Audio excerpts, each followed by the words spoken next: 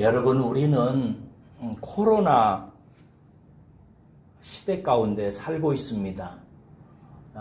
포스트 코로나라고 불려지는 코로나 사태 이후에 변화된 삶 속에 이미 들어와 있습니다. 이 시대는 우리에게 새로운 일상을 우리가 원하든 원치 않든 강요하고 있습니다. 그것을 뭐라고 얘기하냐면 이미 말씀드렸습니다만 언택트 문화라고 합니다. 언택트라는 말은 접촉하지 말라는 것입니다. 가까이 있지 말라는 거지요.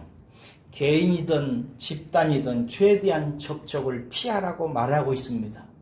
갑작스럽게 찾아든 이 강요 때문에 세상 사람들이 보통 고통을 당하는 게 아닙니다. 그러나 이 강요된 언택트 문화의 피해의 중심에, 그리고 소동의 중심에 있는 것이 기독교입니다. 기독교는 모여서 예배하는 것이 본질입니다.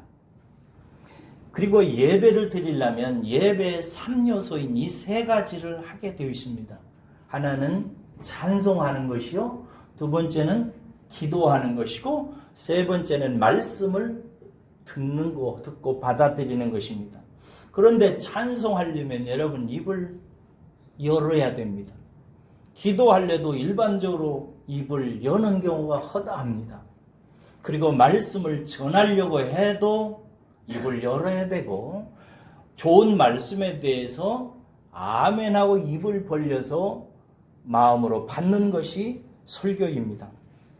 그래서 우리는 침묵으로 예배할 수가 없습니다. 언택트 할 수가 없고, 모여야 되고, 모이면 우리는 침묵하지 않는 공동체입니다. 교회에는 침묵하면 이미 교회가 아닙니다. 그러나 세상은 교회를 향해 모이지 말라고 합니다. 모여도 입을 열지 말라고 합니다. 찬송도 입 벌려서 하지 말고, 기도도 입 벌려서 하지 말고, 말씀도 조용조용하게 전하라고 합니다. 일리가 있습니다. 왜냐하면 그렇게 하면 감염의 위험성이 높아지기 때문이지요. 지난주 코로나 감염 숫자의 30%가 통계해 보니까 기독교 교회에서 발생했더라고요. 세상 사람들은 마치 하이에나처럼 달려들어서 비난하고 정죄합니다. 한 인터넷 댓글에서 제가 발견한 카피가 있는데 머리에서 떠나지가 않아요. 이렇게 쓰여져 있어요. 교회 정말 징글징글하다. 이러한 상황에서 교회 안에서도 요동이 일어나고 있습니다. 예배에 대한 이해와 논쟁이 다르기 때문에 그렇습니다. 꼭 모여야 되는가? 집에서 예배하면 그건 예배가 아니고 하나님께서 그 예배는 받지 않으신단 말인가?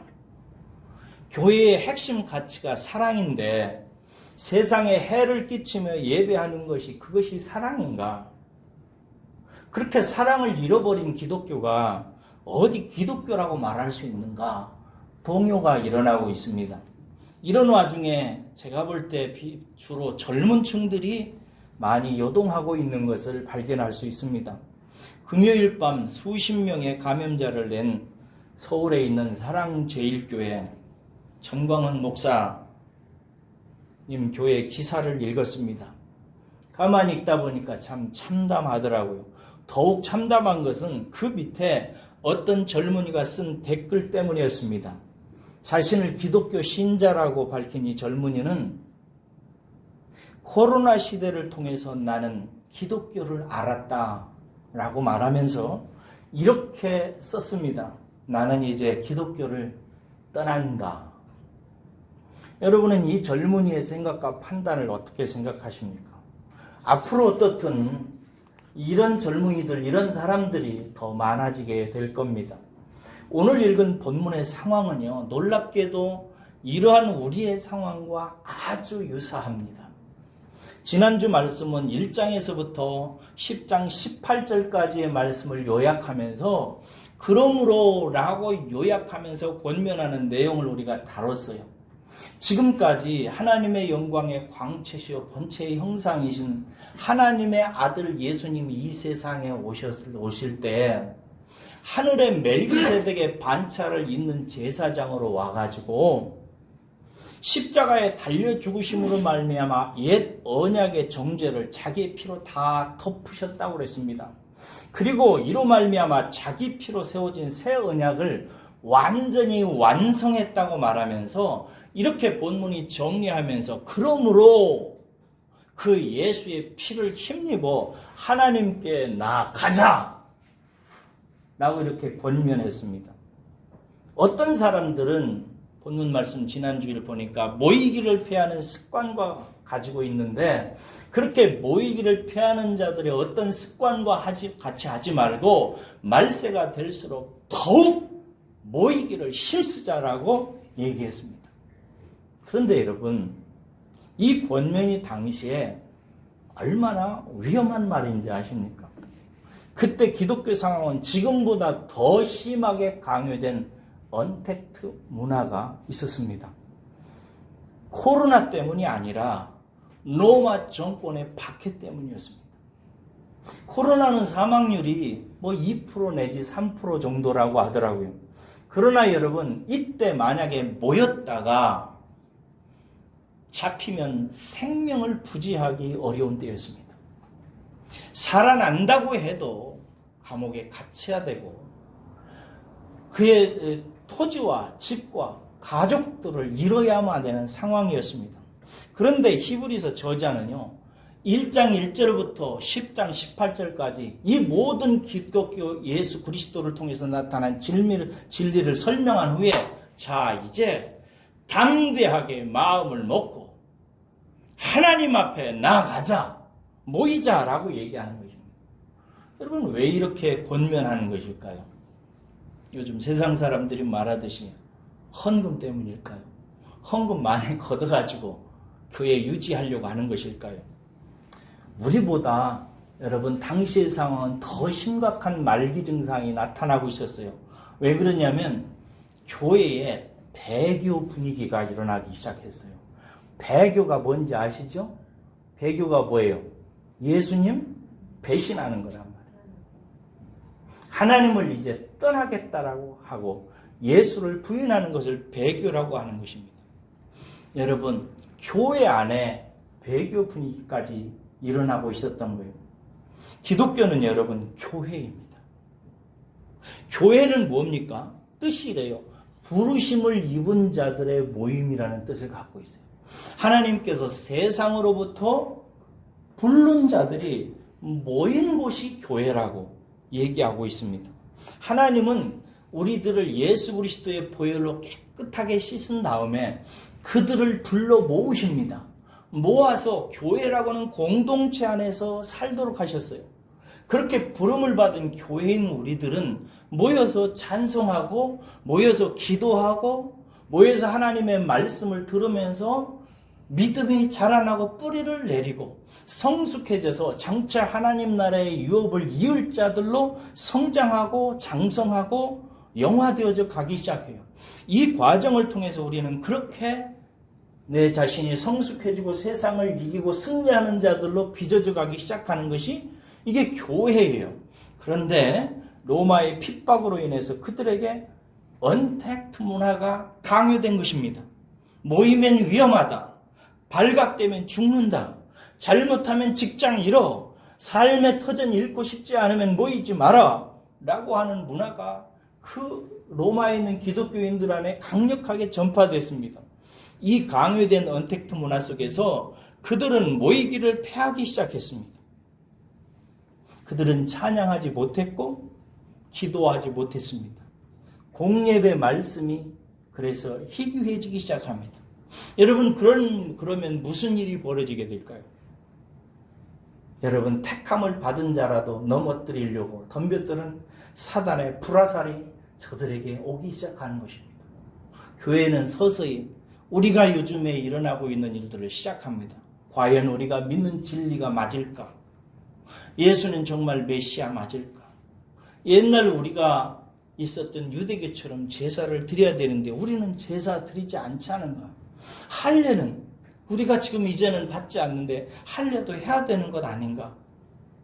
유대 종교에서 우리 보고 얘기하는 소리가 너희들이 유대 종교 율법을 버렸기 때문에 너희들이 이렇게 로마로부터 지금 핍박을 받는데 정말 그래서 그런 것은 아닐까? 마귀가 쓰는 의심의 불화살이 온 로마에 있는 기독교인들을 가슴팍에 박히기 시작하고 불타기 시작합니다. 교회 안에 논쟁이 일어나요. 어떤 사람들은 모이지 않기 시작합니다. 아예 나오지를 않아요. 그리고 서서히 어떤 사람들은 젊은 층부터 복음을 떠나기 시작합니다. 배교가 일어나기 시작하는 거예요. 이런 분위기에 휘둘린 그들에게 히브리서 저자는 뭐라고 얘기하고 있다고요? 담대하게 하나님께 나아가자. 모이기를 피하는 어떤 사람들의 습관과 같이 하지 말고 이런 때일수록 더욱 모이자 라고 얘기하는 것입니다. 이 메시지를 저는 지난 주일에 이것이 십자가의 첫 번째 권면이라고 했습니다. 하나님께서 당신의 아들 예수 그리스도의 보혈을 통해서 우리에게 권면하는 첫 번째 이 시대를 향한 하나님의 권면이라 여러분들에게 전했습니다. 그리고 이제 오늘 본문 말씀은 아주 무서운 경고를 쏟아내기 시작합니다. 우리 26절에서 27절 읽겠습니다. 함께 읽습니다. 시작. 우리가 진리를 아는 지식을 받은 후 짐짓 죄를 범한 적 다시 속죄하는 제사가 없고 오직 무거운 심판을 기다리는 것과 대적하는 자를 태울 맹렬한 불만 있으리라. 먼저 여러분 우리가 잘 쓰지 않는 단어 하나가 눈에 들어지요. 무슨 단어예요? 짐짓이라는 단어예요. 여러분 국어 실력을 좀 물어볼까요? 짐짓이라고는 단어가 무슨 뜻인지 아세요?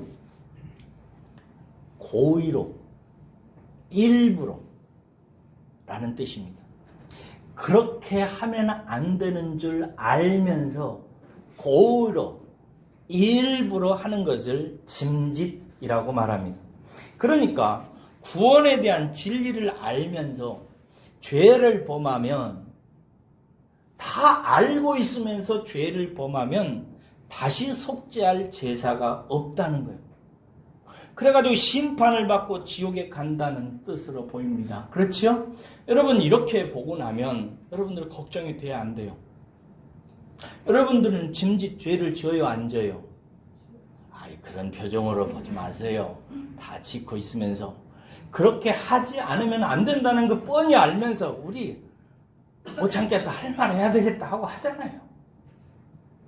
하나님께서 말씀을 통해서 그렇게 하지 말라고 말씀에는 수많은 성경의 기록들을 다 알고 있으면서도 한바탕 잘 하시잖아요. 하지 말아야 될 행동을 하고 하지 말아야 될 행동하고 가지 말아야 될 곳 가잖아요. 그러면 우리 어떻게 되는 거예요? 그런 사람들을 위해서는 다시 속죄할 제사가 있다 없다? 없다. 그들이 기다리고 있는 것은 뭐다? 맹렬한 불밖에 없다. 지옥 간다 이 말이에요. 여러분 옛날에 구원파가 이 말로 성도들의 구원의 확신을 흔들었어요. 언젠가 제가 구원파를 만난 적이 있습니다. 길거리 지나가는데 저보고 그러는 거예요. 복 받은 얼굴이십니다. 그래요. 맞다고 내가 복을 받은 사람을. 잠깐 얘기 좀 할 수 있냐? 그러자고. 그랬더니 벤치에 앉아가지고 이렇게 물어요. 당신은 구원의 확신이 있습니까? 하고 물어요. 확신이 있다고.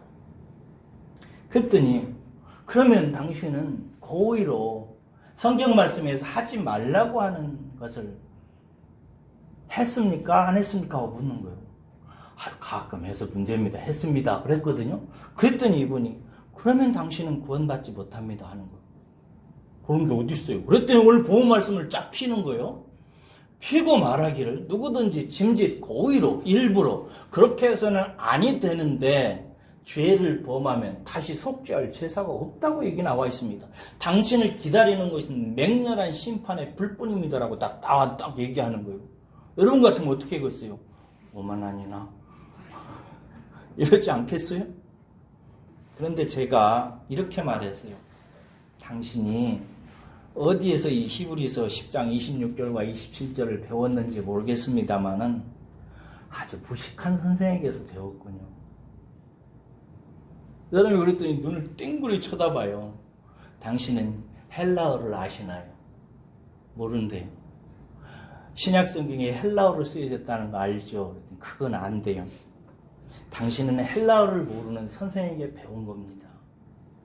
여기서 무엇이 잘못인지 알려줄게 하면서 제가 세 가지를 얘기해서, 첫째는 뭐냐면 여기에서 죄를 범한다는 문법의 시제를 당신은 지금 몰라요. 이 시제는 분사형으로 되어 있어요. 분사형이 뭔지 아세요? 계속 진행한다는 거예요. 그러니까 이 말이 여기에서 죄를 범한다는 말은 한 번 딱 죄를 범하면 그 다음에는 속죄할 죄가 없다 이런 뜻이 아니고 계속해서 반복해서 하나님이 회개하라고 이제 그만하라고 하는데도 불구하고 계속해서 범죄하는 것을 말하는 거예요. 두 번째로 또 하나 알아야 되는 게 뭐냐면 죄라는 말의 의미예요. 요한일서 3장 4절에 보면 죄는 불법이라고 되어 있고 거기서 법은 하나님의 말씀을 뜻하는 것이라. 그러니까 우리가 죄를 범한다는 것은 뜻이냐면 하나님의 말씀을 떠나서 하나님 밖에서 하나님과 상관없이 행동하는 것을 죄라고 얘기한다. 그러니까 이 본문 말씀에서 보면 하나님의 말씀 밖에서 하나님이 하지 말라고 하는 하나님의 법의 말씀을 계속해서 반복해서 하나님이 회개하라고 말하는데도 계속해서 하는 것을 말한다고. 세 번째 알아야 되는 것이 있는데 본문은 진리를 아는 지식을 알면서도 그렇게 한다고 되어 있다고. 여기서 진리를 아는 지식은 뭐냐면 로마의 이주에서 살고 있는 유대인들이 어느 날 진리를 듣게 됐어요. 진리는 뭐예요? 예수님이죠. 그렇죠? 예수님에 대한 소식을 듣게 됐단 말이에요. 그리고 그 중에 어떤 사람은 믿었고 어떤 사람은 진리를 아는 지식을 갖고 있어요. 아직 깊은 구원에 이르는 지식을 갖고 있지 못한 사람도 있고 그렇게 이미 구원을 받은 사람도 있어요. 그런데 로마에 있어서 이민에서 살다가 유대 종교를 떠나서 예수 그리스도를 통해서만 구원을 받는다고 하는 이 진리를 알고 있음에도 불구하고 어떤 사람들이 이 진리 안에 들어오지를 못하고 이 진리를 계속해서 믿지 못하고 이 진리 밖에서 하나님이 싫어하시는데 그러지 말라고 하는데도 불구하고 계속해서 하나님의 말씀을 불순종하고 어기고 들어오지 않는 자들은 어떻게 된다는 거예요? 이 사람을 용서할 속죄의 제사가 있을 수 없다. 이 사람은 영원한 불이 기다리고 있다고. 당연한 거 아니겠어요? 그런 뜻이라고 전했어요. 그러니까 가서 다시 한번 물어보고 오겠다고 하더라고요. 그러니까 이 말이 무슨 뜻이에요? 십자가를 통해서 나타나는 하나님의 진리의 지식을 지식적으로 알고 있으면서 일부러 고의로 계속해서 예수 밖에 있는 죄를 범하는 자들에게서 하나님께서 용서하지 않으신다는 얘기를 하고 있는 거예요. 이 편지를 받은 로마에 있는 기독교인들에 적용하면 이들이 그리스도에 대한 진리의 지식을 얻었어요. 그런데 강요된 그 당시의 상황과 문화 속에서 언택트 문화 속에서 모이지도 않고 계속해서 그리스도를 떠나서 사는 거예요. 이게 죄란 말이에요. 그리스도 하나님의 말씀과 예수 밖에서 사는 거예요. 모이지를 않는 거예요. 교회 밖에 있는 거예요. 그들을 하나님께서는 끊임없이 권면해요. 돌아오라고. 그런데도 불구하고 돌아오지 않는 자들은 그들을 위해서 다시 속죄할 제사가 없고 영원히 맹렬히 타는 불의 심판만 이들을 기다리고 있다고 얘기하는 내용입니다. 그러니까 여러분들이 이 말씀에 걸려 넘어가가지고 어디 길거리 지나가는데 보고파가 와가지고 죄를 지었어요 안 지었어요 이러고 있거든. 우리 목사님이 그러는데요, 헬라어를 알아야 된대요 하면서 이 말씀을 설명해 주세요. 할렐루야. 그리고 우리가 예수 그리스도 안에 있으면, 예수 그리스도만 믿으면, 예수 그리스도를 믿는 믿음을 해야 할 어떤 심판도 없다는 사실을, 그리스도를 통해서 나타난 하나님의 복음은 완전하여서 그 복음을 믿는 자는 세상의 어떤 것에 의해서도 보존된다는 이 진리를 믿으시고 확신하고 힘써 예수 안에 거하기를 힘쓰시기를 주의 이름으로 축원합니다. 28절과 29절 보세요. 그럼에도 불구하고 이러한 배교의 결과가 얼마나 무서운지를 말해주고 있어요. 읽겠습니다. 28절 29절 시작. 모세의 법을 폐한 자도 두세 증인으로 말미암아 불쌍히 여김을 받지 못하고 죽었거든. 하물며 하나님의 아들을 짓밟고 자기를 거룩하게 한 언약의 피를 부정한 것으로 여기고 은혜의 성령을 욕되게 하는 자가 당연히 받을 형벌은 얼마나 더 무섭겠느냐. 너희는 생각하라. 여러분, 이렇게 진리를 아는 지식, 예수님이 생명이요 구원의 유일한 길이라는 사실을 지식적으로 알고 있으면서 이 말씀을 지속적으로 부인하고 하나님 앞에 나오지 않는 자들에게 전하는 배교의 형벌입니다. 얼마나 이 형벌이 무서운지 율법의 형벌을 빗대어서 얘기해요. 여러분, 우리가 생각할 때 은혜의 형벌, 은혜에 의해서 주어지는 형벌이 무서울 것 같아요? 율법의 형벌이 더 무서운 것 같아요. 율법이 무섭지요. 율법의 형벌은 어떻게 얘기해요? 이에는 이, 은혜는 눈, 우리는 뭐 이런 것을 잘 알고 있잖아요. 여러분, 모세의 율법에 의하면 사형 혐의를 받은 사람이, 그러니까 사형죄를 받아야 되는 혐의를 받은 사람이 그 혐의를 두세 사람의 증인을 통해서 벗지 못하면, 반대로 두세 사람이 이 사람은 사형죄를 받을 죄에 해당된다라고 증명이 되면 그대로 집행됐습니다. 이게 두세 사람이 내가 사형죄에 해당된다는 죄를 누군가가 증거하면 나는 죽어야 되는 거예요. 예를 들어 율법 시대에 제가 그런 죄를 안 지었는데도 불구하고 어떤 사람이, 여러분 중에 누가 나를 고발했어. 목사님은 사람을 3명 죽였습니다. 내가 굉장히 억울해요. 그런데 그렇게 고발한 그 중에 어떤 사람이 두세 사람의 증인을 데리고 와서 제사장 앞에서 목사님이 그렇게 한 거 맞아요. 이러면 저는 어떻게 되는 거예요? 가는 거예요, 그냥. 율법이 그렇게 흠도 많고 무서웠어요. 본문의 저자는 이 이야기를 하면서 그림자에 불과한 율법도 그렇게 무섭게 집행되는데 실제의 영원한 영광신 그리스도의 진리를 배반하고 받게 될 형벌이 얼마나 무섭겠느냐 이 말이에요. 저는 이 본문 말씀에서 제일 마지막 29절을 제일 본문 말씀에서 생각하라는 이 말이 제일 마음에 박혔어요. 얼마나 무섭겠느냐라고 말하면서 너희는 생각하라라고 얘기하잖아요. 모두의 제가 요즘 코로나 사태 속에서 교회를 보며 기독교 신앙을 버린다고 했던 젊은이 얘기를 했어요. 그 젊은이의 댓글 밑에 누가 다시 댓글을 거기다 써놨어요. 이렇게 썼더라고요. 어쩌려고.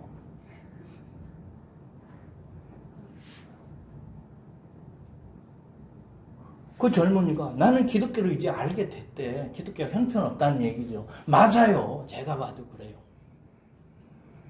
근데 다른 형편없는 교회 기독교인 신자들 보고 실망해가지고 나는 예수를 떠나겠대. 어쩌라고. 그래서 제가 그 밑에다가 제발 좀 생각 좀 해라. 이 바보 멍충이 해산 말미자라 라고 쓰고 싶었어요. 여러분, 어리석고 분별 없는 교회 혹은 교회의 모습 때문에 하나님을 버린다고요? 교회를 떠난다고요? 예수를 이제 안 믿겠다고요? 이게 어쩌려고 이런 생각을 해요? 그런데 여러분, 세상에는 그런 사람들로 거의 가득 찼죠? 안 믿는 사람들이 뭐라고 얘기해요? 교회의 단점을 얘기하는 거예요. 성도들의 사랑 없는 모습, 무분별한 모습, 악한 모습, 죄 짓는 모습, 막 이런 걸 보면서 기독교에 실망했대. 그래서 나는 기독교 절대 안 믿겠대. 어쩌려고? 그러면은 지옥 안 가고 천국에 갈 수 있는 길이 있어요? 자기가 선을 행해서 가겠다고? 어림도 없는 말이죠. 어떤 사람은 교회를 다니다가 기독교를 떠나는 분들도 있어요. 제가 그런 분 여러 번 만났어요. 왜 그러냐고 한결같이 예수 때문이라고 얘기는 안 해요. 상처받았대요, 교회에서. 목사님 때문에 상처받았대요. 나는 그런 얘기할 때 제일 끔찍해. 목사님 때문에 상처받았대요. 집사님 때문에 상처받았대요. 여러분, 그렇다고 해서 예수 떠나면 되겠어요? 정말 그 문제가 심각하고 그 목사님하고 나하고 관계가 안 좋다든지 정말 그 집사님과의 관계가 너무 안 좋다면 조용히 떠나세요. 다른 교회 찾아가세요. 여러분도 저하고 지내다가 나는 이정호 목사님 설교하는 거 보니까 정말 저건 아니다. 그리고 저분 인격 보니까 정말 나는 하나님의 말씀을 받기에 은혜가 안 된다 라고 생각하든 조용히 떠나셔서 다른 좋은 목사님 찾아가세요. 어쩔 수 없어요, 그것은. 그런데 여러분, 그렇다고 해서 예수님 떠난다고? 어쩌려고? 그건 안 돼요. 여러분 마음속에 행여라도 마귀가 여러분 마음속에 불화살을 쏴서 그런 마음이 들게 하거든. 네, 마귀 사탄아, 나는 그런 생각 하지 않는다라고 마음 고쳐 잡으시고 예수님 오히려 더 굳게 붙드시는 여러분 되시기를 주의 이름으로 축원합니다. 이런 어리석은 행위에 대해서 본문은요, 첫째로 하나님의 아들을 짓밟는 것이라고 그래요. 하나님의 아들은 너를 위해서 십자가에 달려 죽어서 너를 구하려고 하는데 그런 예수를 떠나는 것은 예수를 짓밟아 버리는 것이라는 거예요. 둘째, 자기를 거룩하게 한 피를 부정하는 것이라고 해요. 맞죠? 너를 거룩하기 위해서 예수님께서 피 흘려주셨는데 그 예수님을 떠난다는 건 그 피를 부정하는 거예요. 셋째, 성령을 욕되게 하는 것이라고. 이 모든 일들을 자기의 능력으로 도와서 완성시키는 자가 누구예요? 성령님이죠. 성령님께서 다 일을 행하신 거예요. 그런데 성령이 행한 그 일을 이제 부정하다고 떠난다고? 이것은 성령을 모욕하는 일이고 성령이 한 모든 행동을 욕되게 하는 것이어서 성령을 모욕하면 죄를 받는다, 그 죄의 용서를 받는다, 못 받는다? 못 받아요. 당연한 거죠. 성령께서 하신 일이 예수 그리스도를 통해서 우리를 구원하시는 일이고 깨닫게 하시고 성숙시켜서 하나님 나라의 유업을 이을 자로 우리를 빚어가는 그 일을 성령님께서 하시는데 그 일을 부정하고 어떻게 내가 생명을 받아요? 어떻게 구원받아요? 못 받죠. 용서 못 받는 거예요, 그건. 30절과 31절 보세요. 이러한 배교는요, 원수를 갚으시는 하나님의 손에 빠져 들어가는 것이라고 해요. 읽겠습니다. 30절과 31절 시작. 여호와는 또 다시 주께서 그의 백성을 심판하리라 말씀하신 것을 우리가 아노니 살아계신 하나님의 손에 빠져 들어가는 것이 여기서 무서울진자라는 것은 얼마나 무서운 일인가 하는 감탄사예요. 우리가 하나님을 떠나서 하나님의 진리를 떠나는 것이 무슨 의미가 있다는 거예요? 하나님의 심판의 손에 붙잡히는 것을 말해요. 여러분, 하나님의 손은 사랑의 손입니다. 믿으십니까? 네. 하나님의 손은 사랑의 손, 긍휼의 손이에요. 소망의 손이에요. 능력의 손이에요. 그 하나님의 손 붙들면 치유가 일어나고 회복이 일어나고 소망이 일어나고 새 힘을 받게 되는 줄로 믿습니다. 그래서 우리는 하나님의 손을 붙잡는 마음으로 찬송하고 기도하고 말씀을 들어야 돼요. 그런데 여러분 기억하세요. 하나님의 손은 항상 그렇지만은 않아요. 누구에 대해서?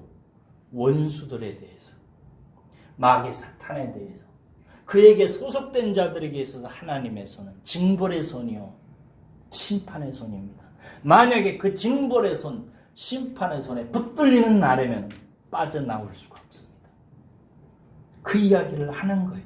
그러므로 여러분, 우리는 절대 그 손에 붙잡히지 말고 하나님의 사랑의 손, 인자하신 손, 긍휼의 손, 축복의 손 붙잡으시기를 주의 이름으로 축원합니다. 여러분, 이 말씀이 당시에 강요된 언택트 문화 속에서 모이기를 패하는 자들을 향해서 하나님께서 히브리서 저자를 통해서 경계하는 내용이라는 사실을 기억하셔야 돼요.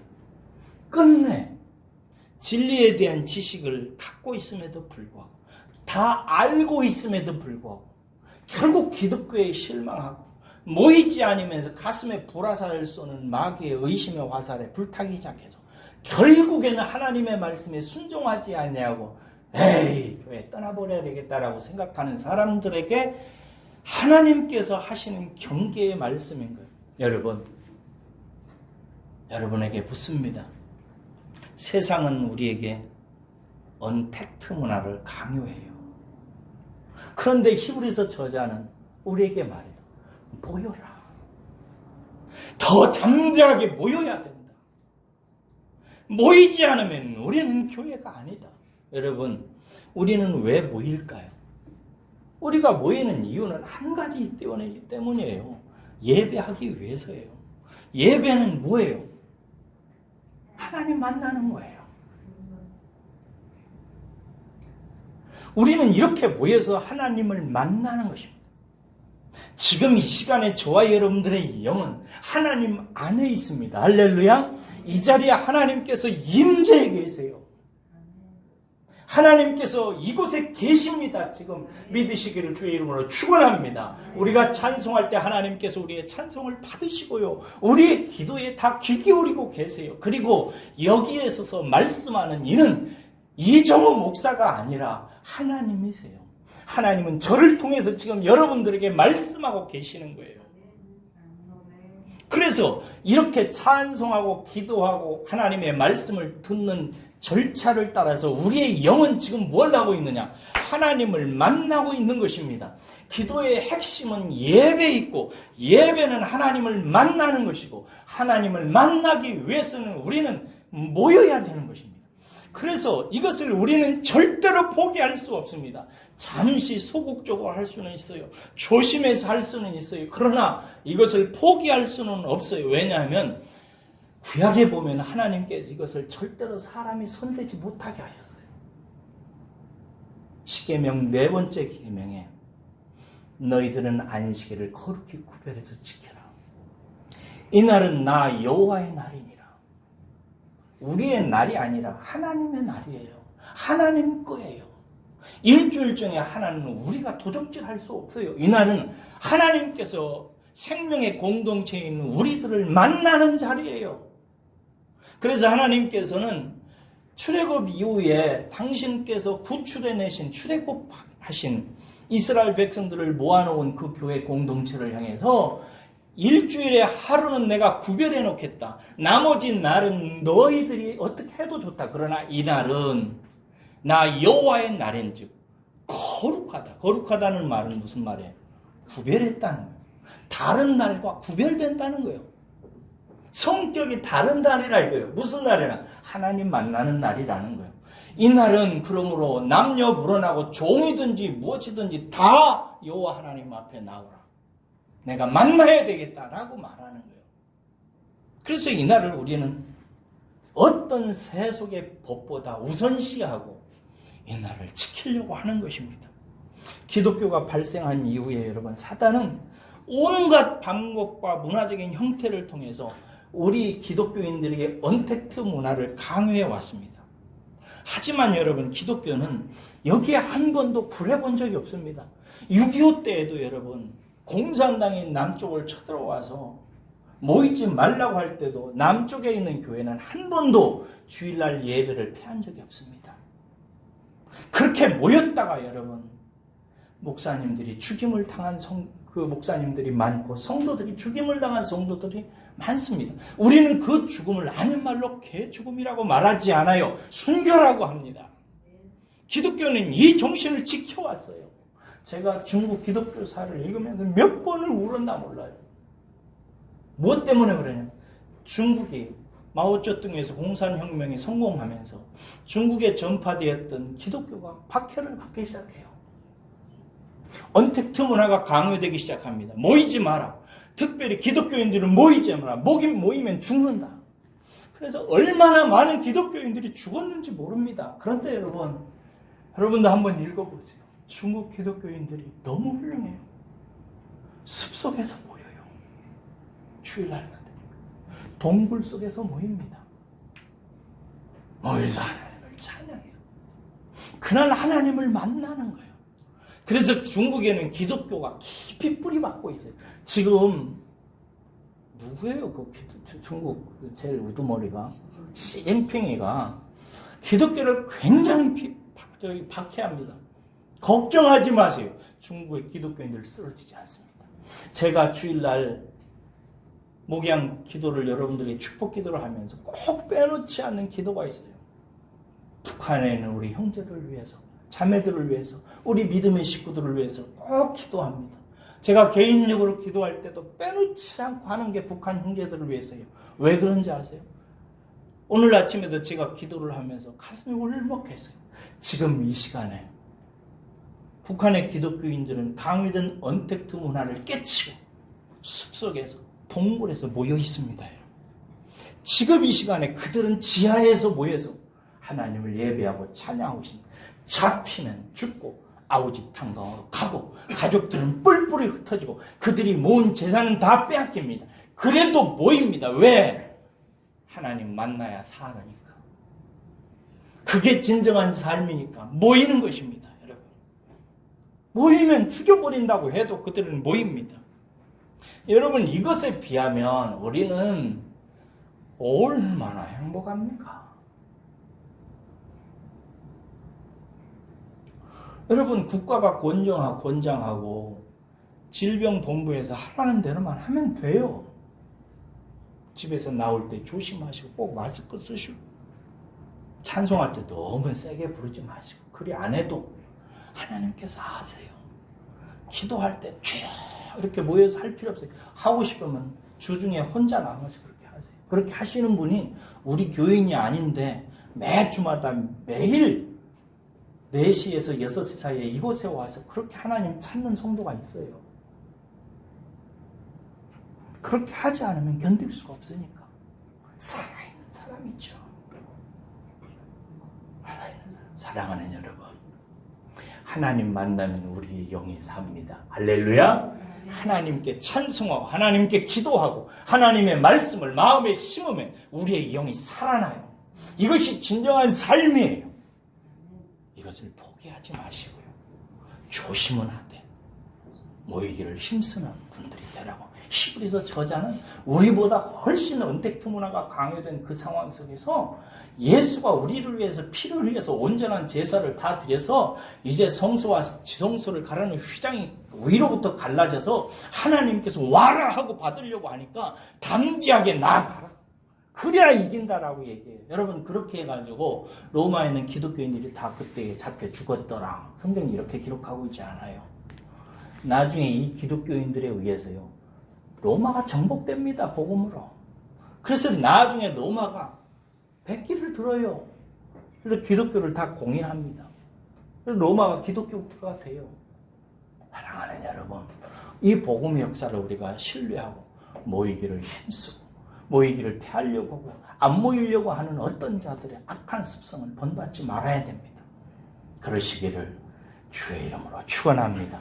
그러는 자에게 하나님께서 복을 주시고 힘을 주시고 세상을 이길 능력으로 덧입혀 주실 줄로 믿습니다. 기도하겠습니다.